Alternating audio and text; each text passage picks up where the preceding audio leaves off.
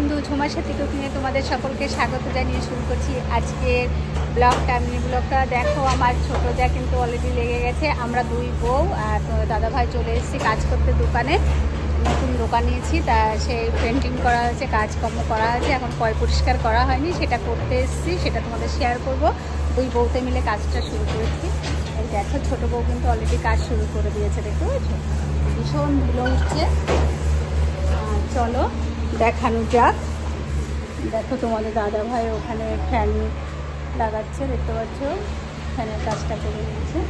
এবার আমিও কাজ শুরু করি। ভীষণ পরিমাণে এখানে ময়লা জমেছে, দেখো। এগুলো এখন সাফাই করতে হবে, ঠিক আছে? ভীষণ পরিমাণে এগুলো এখন পরিষ্কার করতে হবে, মালগুলো সরাতে হবে। তারপরে দেখি, চলো প্লাইবোর্ডটা পিছনে ধুয়ে আসি। প্লাইবোর্ডটা না ধুয়ে তো কাজ করতে পারবো না। আবার এদিকে ফোন আসলো, ফোনটাই আবার কী বলছে। হ্যাঁ বাবু ছেলে ফোন করেছে বাবার কাছে, কেন জানি না। আর দেখো, সামনে গাড়ি যাচ্ছে, দেখেছো? ইঞ্জিন যাচ্ছে, জানি ইঞ্জিন যাচ্ছে বড়।